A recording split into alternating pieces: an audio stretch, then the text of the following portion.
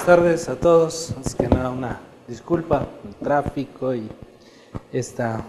comienzo ya demorado para esta situación de lo que son los impuestos después de la muerte. Alguien pensaría, oye, pero pues después de la muerte ya no hay nada, ya no hay ninguna situación por tener que realizar o algún pago de impuestos, ¿no? Imagínate, pagos de impuestos después de la muerte. Es decir, que el fisco te sigue aún después de fallecido, aunque ya no va a ir a sacarte de la tumba o a pegar tus cenizas para tratar de cobrarte. Entonces, prácticamente el esquema del curso es primero conocer, tener las nociones de lo que es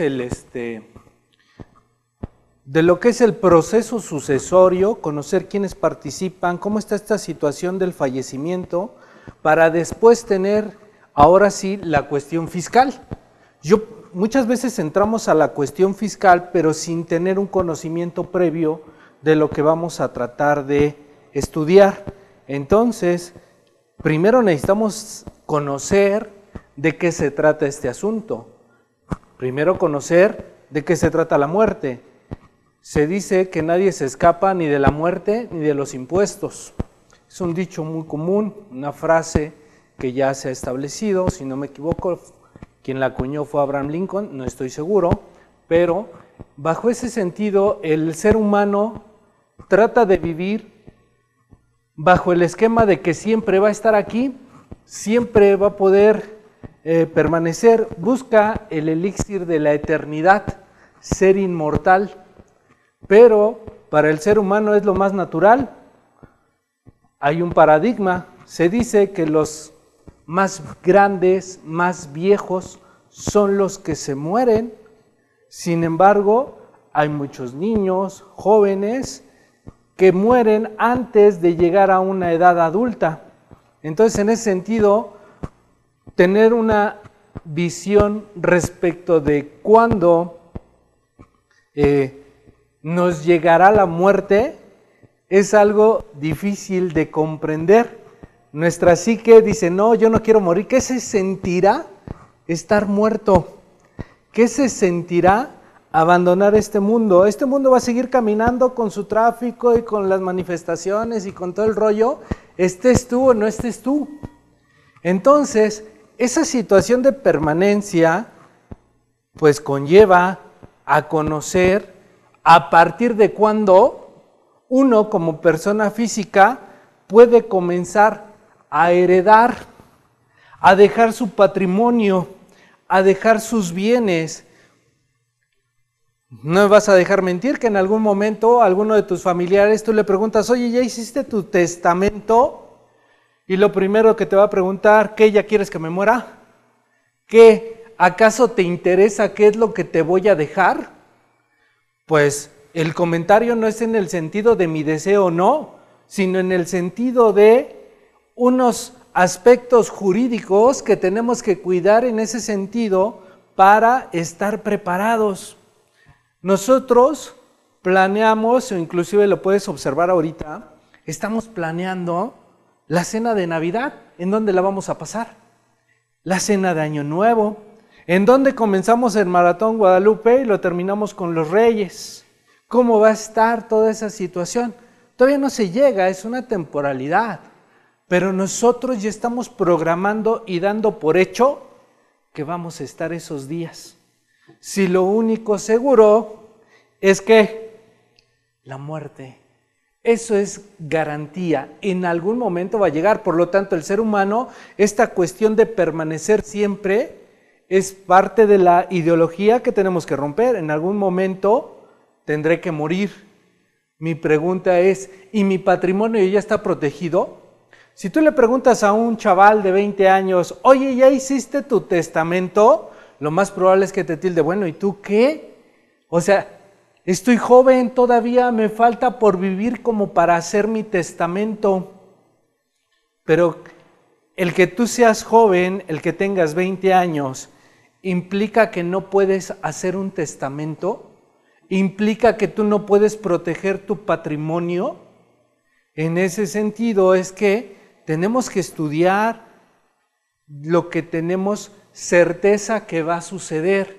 La seguridad es también un paradigma de que siempre voy a estar aquí y pretendo controlar todo lo que suceda, pretendo controlar todo lo que acontece. Y si no, pregúntale al empresario, pretende controlar todas las utilidades que genera el negocio.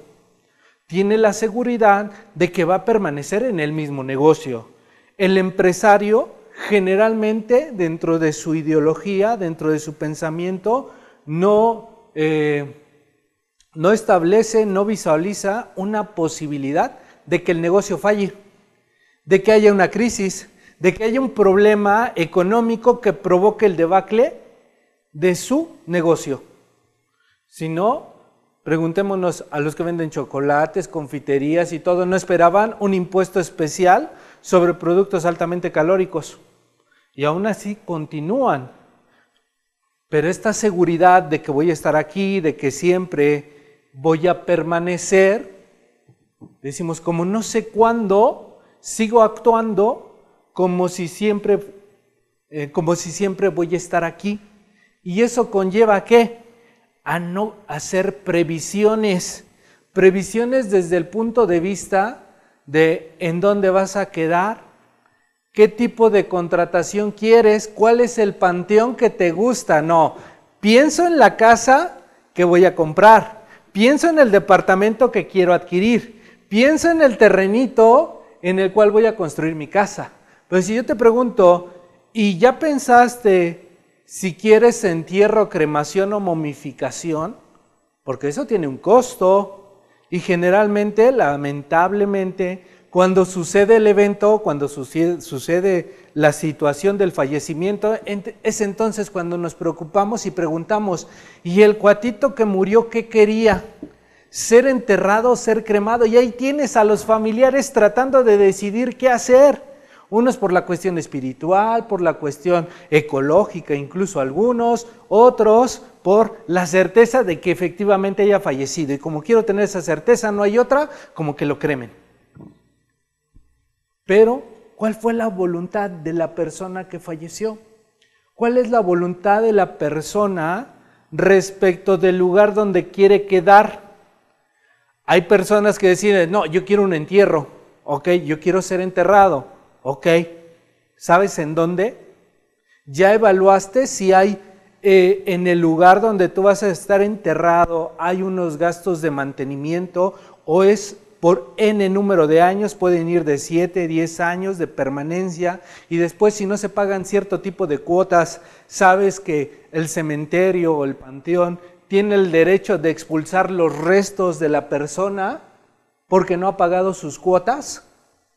Y entonces al final uno pensando voy a estar enterrado, voy a estar todo bien, al término de cierto tiempo a mis herederos, a mis familiares se les olvida pagar la cuota de mantenimiento y va a terminar en una fosa común como todos los demás. Y es a lo que más te da miedo, aunque ni sientes, aunque ni siquiera sabes, oye, yo ya tengo un lugar, yo ya sé en dónde voy a quedar, pero tampoco tengo la certeza de que ahí yo vaya a ser enterrado. ¿Por qué?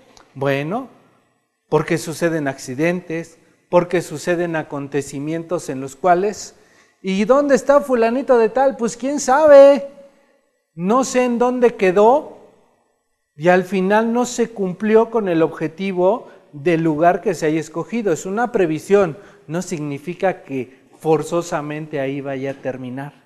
Hay lugares en los cuales se establece la perpetuidad, esos son importantes. ¿Por qué? Porque lo que compras es precisamente el terreno, el espacio, el lugar en el cual tú puedes enterrar a alguien. Y la garantía es que en ningún momento va a poder ser exhumado para ser arrojado a la fosa común. Entonces, todo este tipo de situaciones nos da miedo hablar de la muerte.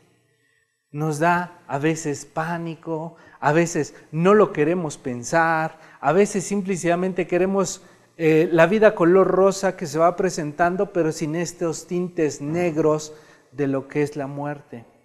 ¿Tú qué quieres que se haga con tu cuerpo?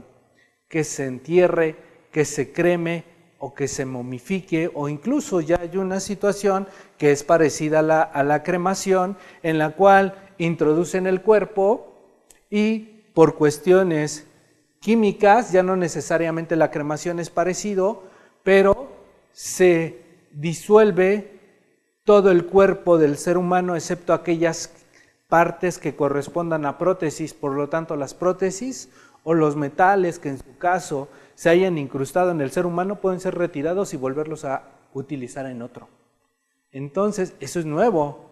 ¿Qué tipo de servicio quieres? ¿Qué quieres que se hagan con aquellos órganos que aún pueden funcionar? ¿Quieres que se donen? ¿Quieres que se te entierre con ellos? ¿Quieres participar de esta situación de la donación de órganos para alguien que a lo mejor necesita córneas, corazón, etcétera? Algunas situaciones para efectos de la donación. ¿Cuáles son los servicios funerarios que se van a brindar cuando tú contratas un paquete, cuando tú estás en una situación de conocer a qué se va a referir el servicio funerario, si vas a tener acompañamiento, si van a llevar los camiones o vamos a estar en las últimas contratando un microbús, una camioneta que pueda llevar al acompañamiento al momento del sepelio? Son situaciones que las cuales se van presentando y se van dando y es algo que va a suceder. Estoy preparado o estoy dejando un camino. De por sí el dolor va a ser fuerte para los familiares, va a ser un dolor intenso, pero no te mueres por quererlos lastimar, te mueres simple y sencillamente porque se acabó tu etapa de vida. Pero en cambio cuando se trata de la pareja, cuando me dejas con la intención de quererme lastimar, por eso te vas porque quieres que yo me sienta mal. No, es simple y sencillamente se retira porque ya no quiere estar. Mas no es necesariamente con la intención de quererte lastimar. Sí duele, es cierto, pero no lo hizo con esa intención. Al final el dolor tendrá que llevar un proceso y ese proceso le llamamos duelo. Y ese proceso de duelo se da en esta situación. Una vez que se ofrecen los servicios funerarios y que podemos de cierta forma comenzar a participar de ellos, a través de qué trámites se tienen que hacer, cómo se tramita un acta de defunción, quién la puede tramitar. Imagínate, tienes al familiar y hay que tramitar el acta de defunción. ¿Cómo le hacemos? Tiene que venir un médico a determinar la causa de la muerte para que entonces procedas a trámites adicionales. Decimos, yo no estoy preparado para eso porque el dolor es fuerte. Y yo, con mi dolor, y luego aparte tengo que hacer toda esta serie de tramitología burocrática, entonces está contratado eso dentro de los servicios funerarios para efectos de que sea este prestador de servicios quien se encargue de todos estos procesos y a nosotros nos deje pasar o a los familiares que puedan desarrollar su etapa de duelo. Hay quienes no desarrollan su etapa de duelo precisamente porque están mezclados con no quiero pensar en que falleció, sino en los trámites burocráticos que tengo que hacer. Y entonces comienzan a realizar toda la serie de trámites, pero el dolor en algún momento va a expresarse. Y posteriormente, después de algún tiempo, se expresará a través de la depresión, de la ansiedad, del estrés, etcétera, de una serie de cuestiones. Entonces, yo puedo prepararme para anticipar este tipo de situaciones con mis familiares. ¿Para qué? Para entonces aprender a investigar. No tiene nada de malo conocer respecto de la muerte.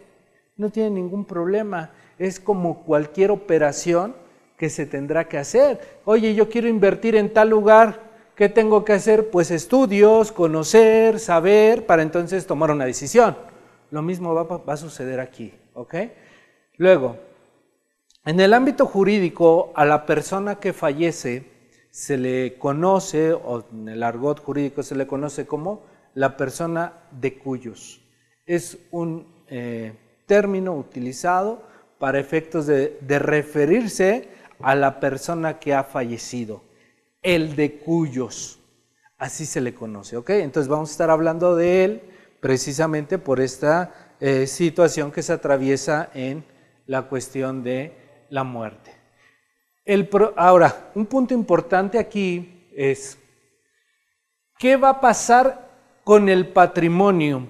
Al final la persona física que fallece deja un patrimonio. ¿Qué va a suceder? ¿Cuál va a ser el destino que se le va a dar al patrimonio? Y si este patrimonio que se deja a los herederos incrementa o no el patrimonio de los mismos. Entonces, generalmente respecto del destino del patrimonio no hay problema, ese quien lo establece, la persona de cuyos, quien fallece es quien establece cuál va a ser el destino de el patrimonio. Ahí no hay problema. El problema va a ser cuando yo no estoy de acuerdo en que incremente el patrimonio de otra persona porque no me parece justo. Y es ahí donde comienzan los debates. Cuando yo sienta que no me afecta a mi patrimonio o mientras yo considere que la decisión, porque hasta eso, evalúo la decisión de la persona que falleció, no hiciste bien en dejarle tal cosa a fulanito de tal, no hizo bien en dejárselo a fulano, no, yo lo escuché que lo que él quería era, y empezamos con una serie de interpretaciones respecto de lo que quería en realidad la persona, y eso es lo que genera el conflicto. Yo quiero que incremente mi patrimonio, pero que no incremente el de los demás.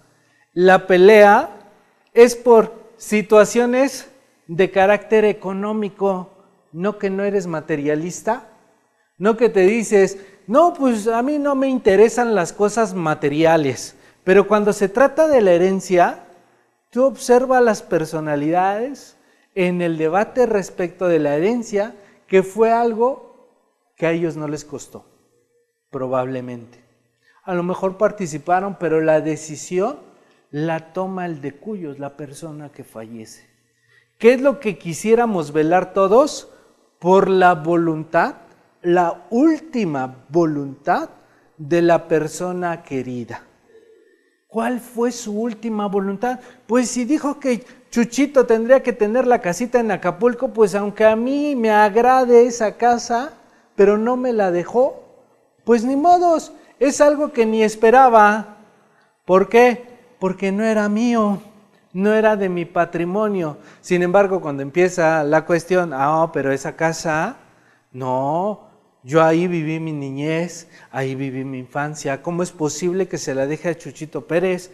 No, por lo tanto voy a impugnar el testamento porque no estoy de acuerdo con... Y comienza toda la situación respecto del análisis de si fue una buena decisión o no. Al final lo que vamos a aprender aquí es primero, en una primera instancia, tener nociones generales de todo lo que conlleva la muerte de una persona. Ya hablamos de la cuestión de la decisión respecto de lo que quieres tú, más lo que quieres tú no significa que se cumpla. Sí, yo sabía que tú compraste un terrenito por allá en un panteón que te gustó y todo el rollo, pero ¿qué crees? Los demás no saben. Así que por lo tanto yo decido que te vayas a otro lado. Y lo que tú habías proyectado siempre no se dio. No te preocupes, de todos modos, no vas a sentir. Eso se dice, no lo sé, necesito prepararme entonces para luego regresar con ustedes y traer los impuestos desde el más allá. Pero pues todavía no, ¿ok? Entonces, en ese sentido, ¿qué pasa con el patrimonio? Porque al final es lo que nos interesa, somos materialistas. Se dice que el proceso sucesorio por parte del SINAC, el procedimiento por el cual se determina la calidad de heredero, se establecen los bienes que forman el activo de la herencia, se comprueban las deudas y luego de procederse a su pago se reparte el saldo entre los herederos. Esta definición que da este estudioso del derecho se parece mucho a un aspecto contable.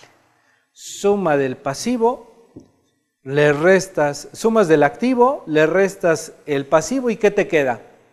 Capital. El saldo entre el activo y el pasivo lo denominamos para el ámbito contable capital. Para el ámbito civil se le llama patrimonio.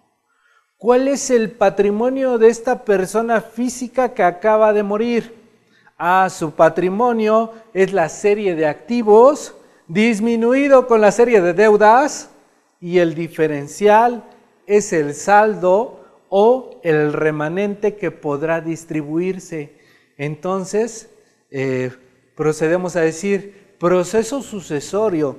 Todos aquellos actos que han de realizarse ante una autoridad, porque esto no lo podemos hacer de manera interna ni nada más entre nosotros, no se tiene que hacer el trámite ante una autoridad y surge desde el momento en que acontece el fallecimiento de una persona y hasta que su patrimonio, compuesto por bienes y obligaciones, es distribuido entre aquellos que legítimamente les corresponde, ya sea por determinación de la persona fallecida o bien por disposición de ley.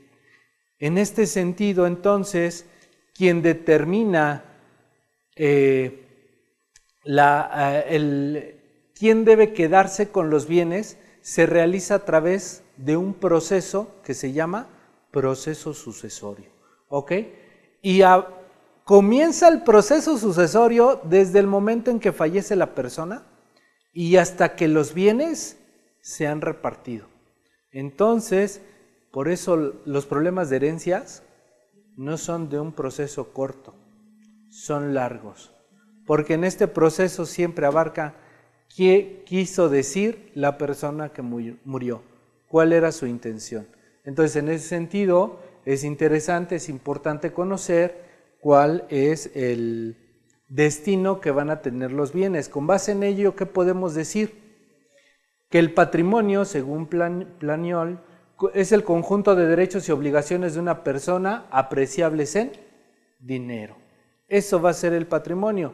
Activo menos pasivo, el saldo, bienes, derechos contra deudas, obligaciones, el remanente será el patrimonio de la persona física. Yo te podría preguntar a ti, ¿y cuál es tu patrimonio? ¿Qué tendrías que hacer? Un inventario. Saber cuáles son mis bienes y cuáles son mis derechos y posteriormente cuáles son las obligaciones que tengo que cumplir. Y en ese sentido entonces ya tengo cuál es mi patrimonio. Por lo tanto, en primera instancia rompemos con un paradigma. Nosotros suponemos que todos los bienes de la persona física nos los vamos a repartir. Oye, pero había una casa en tal lugar, había una cuenta bancaria, había. Sí, pero a todos estos bienes les tenemos que disminuir las obligaciones que había contraído la persona física antes de su muerte. Y por lo tanto, a todo este proceso y toda esta situación lo conocemos como masa hereditaria. ¿Ok?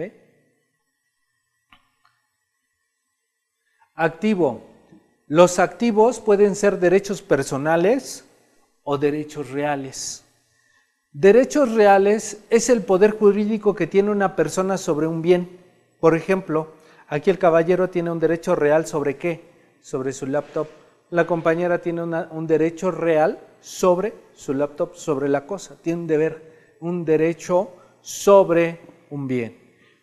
Derechos personales es la potestad, el poder, el derecho que tienes de poderle cobrar a un tercero. No es respecto de la cosa, es respecto del derecho que yo tengo de poderte cobrar algo que te haya prestado. Oye, yo te presté $500,000 de pesos. Ok, tienes el derecho de cobrarme $500,000 de pesos. Yo sabré a ver cómo te los pago. Pero ya a lo mejor ya no te pago el $500,000 de pesos, los mismos billetes que tú me entregaste. Te lo pago a lo mejor con alguna casa, te los pago con otra denominación, te los pago con servicio y hay quienes deciden pagar con cuerpo mático, ¿no? También es válido. Bueno, pues si lo aceptan y hay de común acuerdo, pues no podemos negar esa situación, ¿ok? El pasivo, ¿cuáles son tus obligaciones personales y tus obligaciones reales? Mi obligación personal respecto del pago que tengo que efectuar. Y el derecho real, por ejemplo, es sobre la obligación real, es sobre el bien. Ok, tú tienes un inmueble ¿Qué impuesto tienes que pagar por ese inmueble, el más conocido? Predial. Esa es una obligación de carácter real, porque se deriva no de la persona, sino del bien que posee la persona. Y entonces en ese sentido también tienen obligaciones reales, obligaciones personales, derechos reales, derechos personales. Ok, yo tengo el derecho personal sobre un inmueble, el derecho personal para usarlo, para disfrutarlo, para venderlo, para lo que yo quiera hacer con él, inclusive demolerlo. ¿Ok? Ese es mi derecho, mi potestad sobre el bien. Tenemos que entonces conocer que el patrimonio de una persona atiende a derechos reales, derechos personales, obligaciones reales y obligaciones personales. Herencia. Y comenzamos un poquito con este rollo de la sucesión. La herencia, ¿qué es la herencia? Es la sucesión en todos los bienes del difunto y en todos sus derechos y obligaciones que no se extinguen por la muerte. ¿Ok? Esto lo señala el 1281, pero es del Código Civil Federal. Toda la cuestión testamentaria, nosotros tenemos que acudir al código de la entidad federativa donde haya vivido el testador o donde haya vivido la persona física que falleció o donde se encuentren los bienes muebles los bienes inmuebles que hayan sido poseídos por esta persona. Por ejemplo, el artículo 3020 del Código Civil para el Estado Libre y Soberano de Puebla establece que la herencia es la sucesión en los bienes de derechos y obligaciones del difunto que no se extinguen con la muerte. Por lo tanto, yo tengo derechos reales y derechos personales, obligaciones reales y obligaciones personales. ¿Cuáles de estos se extinguen con la muerte? Porque al extinguirse, entonces no participan de la masa hereditaria. Por ejemplo, la persona física pide un crédito en el banco. Conforme al contrato de crédito con el banco, se determina en el momento en el que fallezca la persona, la deuda se considera cancelada, ¿no? Pudiera ser. Entonces la deuda se extingue con la muerte del titular. En consecuencia, esa deuda no tendrá que cubrirse con los derechos y bienes que tenga la persona que ha fallecido. ¿Ok? Solo aquellas obligaciones que no se extingan con la muerte. De una vez te anticipo, los impuestos no se extinguen con la muerte. En consecuencia, si había que pagar algo de impuestos, ¿de dónde vamos a tomar? De los derechos, sean reales o personales, que tenga la persona física que haya tenido. Con eso vamos a tener que cumplir las obligaciones fiscales. ¿Por qué? Porque estas obligaciones no se extinguen con la muerte. Si existiese algún derecho sobre un derecho real o un derecho personal en el cual la persona física señala, mira, vamos a hacer un contrato, yo te presto dinero, ¿ok? Perfecto. Me entregas los recursos económicos, ahora tengo un acreedor y un deudor, ¿ok? Hay un derecho personal del acreedor respecto del deudor, del derecho de crédito, el poderte cobrar. Sin embargo, si en el contrato de préstamo se establece, oye, si el acreedor llega a fallecer, la deuda se considera cancelada. El derecho de cobrar, ese derecho personal se tiene extinguido. Es decir, los herederos no podrán cobrarle al deudor porque ya no hay deuda, no formará parte de la masa hereditaria. Queda totalmente liberado el deudor de esa obligación. Digo, tendrá sus efectos fiscales, pero en primera instancia para el ámbito civil, porque muchas veces, oye, pero es que fulanito le pidió prestado y sultanito también le debe y perenganito, y todo el mundo empieza a salir que ya no le debe dinero. Habría que ver cuáles fueron las condiciones del préstamo, porque si hubo una situación en la cual se estableció que si llegaba a fallecer, entonces los herederos podían ejercer el derecho de cobro, entonces no se extinguía con la muerte. tenemos que ser cuidadosos cuando llevamos obligaciones. Por eso les digo, esta situación de lo que es la muerte, que es lo más natural y de lo que menos se habla y de lo que menos se previene, conlleva a aspectos fiscales. ¿Ok? Si no se establece que los herederos tienen derecho a cobrar. A cobrar. Entonces, tampoco se extinguió. Si no señalamos absolutamente nada en el contrato, entonces la persona que ha fallecido no ha dado su consentimiento para que se extinga con la muerte. ¿Ok? Señalar que los herederos tengan la potestad de ejercer el derecho de cobro, lo que hace es no dejar lugar a dudas de que esa deuda no se extinguía con la muerte. ¿Ok? Porque si no, entonces lo dejamos a la interpretación. ¿Qué fue lo que quiso decir? Como no señaló de manera textual que se extinguía la deuda con la muerte, entonces yo entiendo que todavía continúa. Pero entonces vendrán otros a decir, no, yo soy testigo de que él le dijo, de que él lo comentó, de que él señaló a ABC, y entonces comienza nuevamente la situación, las herencias. ¿Por qué? Porque mi interés como heredero es que esa deuda forme parte de la masa hereditaria para poder repartir más. Entonces, por eso hay que ser muy cuidadosos y tener un inventario de los derechos, tanto reales como personales. Digo, hay cuestiones de pareja, que qué barbaridad. Cuestiones de pareja en las cuales tú le preguntas al esposo, oye, ¿tienes una prima de seguros de vida? Y él te dice, sí, claro. ¿Y tu esposa lo sabe? Seguramente te va a responder, no, ni se lo digas. ¿Por qué? Porque según las novelas y las películas de Hollywood, señalan que entonces la esposa va a pretender asesinar al marido para el efecto de obtener el seguro de vida, ¿no? La respuesta sería, oye, pues ¿con quién te casaste? ¿Con quién estás unido? Con una persona que desea tu muerte para obtener... el que escogió mal fuiste tú, no le eches la culpa a la otra persona por su actuar. ¿A qué tipo de personas escoges como para poder plantear esto? ¿Por qué? Porque a tu cónyuge, a la persona que amas, en la que confías, en la que sabe todo de ti, le tienes que decir, oye, hay una prima de seguro de gastos médicos de vida. En el caso de que llegue a suceder una eventualidad, aquí está para protegerte. Porque luego resulta que están escondidos. No, ¿y quién sabía de la prima de seguros? ¿Quién sabe? Nadie. Nadie sabía, pero de repente salió una póliza por allá. ¿Y quiénes son los beneficiarios? Pues Chuchito, Pedrito, Juanito. Ok, ¿y las actas de nacimiento coinciden con ellos? No, no coinciden. Es que él los nombró como se acordaba cuando llenó la solicitud. Y se llamaba Juanito Pérez González.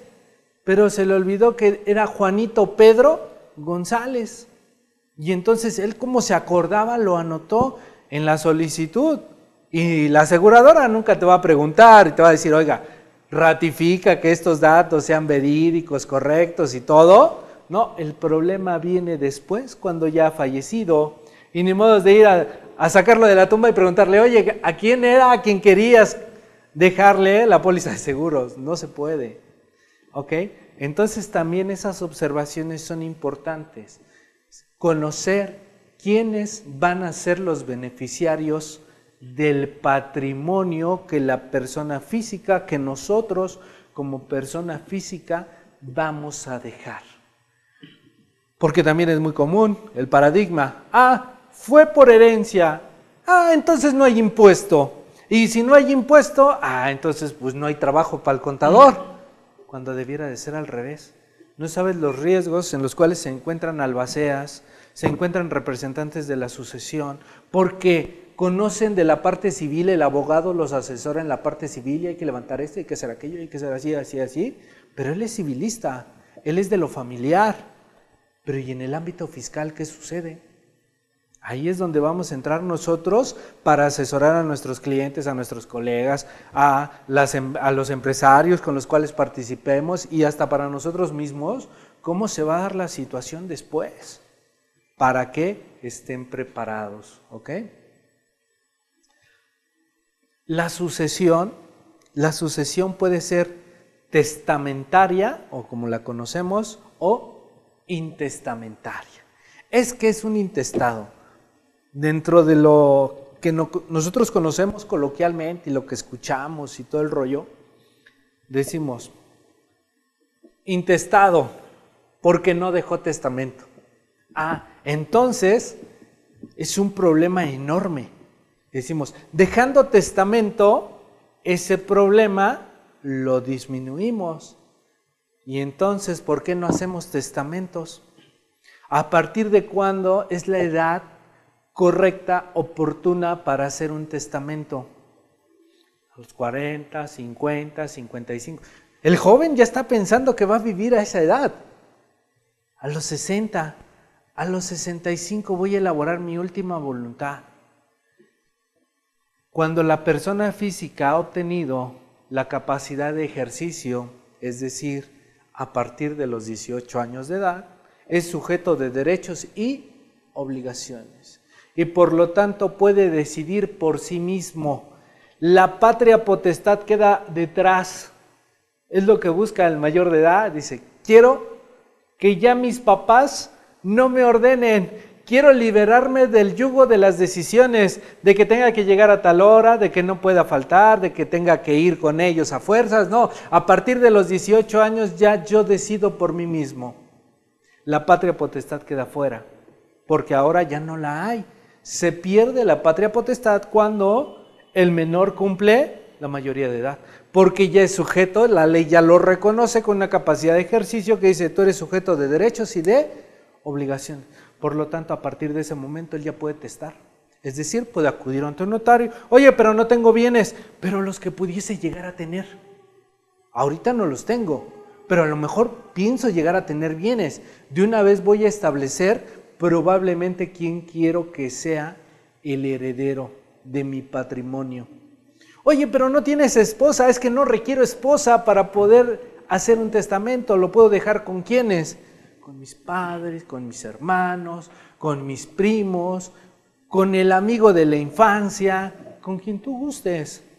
Pero eso sí, tu patrimonio se tiene que trasladar de tal forma que el patrimonio se perpetúa, pero la persona no, tiene una temporalidad. Entonces, ¿cuál es la finalidad de realizar un testamento? Si con el testamento tenemos problemas, ahora intestado, aún más. La finalidad de dejar un testamento es la transmisión del patrimonio de las personas específicamente designadas. Aquí nadie de que viene Chuchito, Pedrito a tratarse de meter en la herencia. Recordemos, el testamento es la última voluntad del de cuyos, es la última voluntad de la persona que falleció. Y todos decimos, vamos a respetar su última voluntad. No, pero yo no estoy de acuerdo. A mí no me parece justo. No me parece que haya sido eso lo que él quiso decir. A lo mejor alguien lo amenazó para que hiciera ese testamento de esa manera y se beneficiaran estas otras personas. ¿No hemos escuchado todo eso? Y entonces es cuando el testamento y la última voluntad comienzan a menguar, comenzamos a tener problemas. El testamento es un acto personalísimo, nada de que, mira, yo lo hago, pero ve y preséntalo tú. No, es personalísimo, solo tú puedes hacer tu propio testamento. Oye, ¿y puedo practicar yo con lo mío? Sí, claro, puedes practicar, puedes bajar de internet un cúmulo de formatos respecto de un testamento para saber cómo se tiene que manejar. ¿Quién nos ha asesorado respecto de la redacción de un testamento? ¿Quién nos ha asesorado respecto de la redacción de un acta constitutiva? El acta constitutiva decimos, quiero constituir una comercializadora. ¡Ay, el notario tiene! Ya él las hace, ni te preocupes. Ah, con el testamento, sí, el notario tiene, por lo tanto ni te preocupes, ocupa el machote.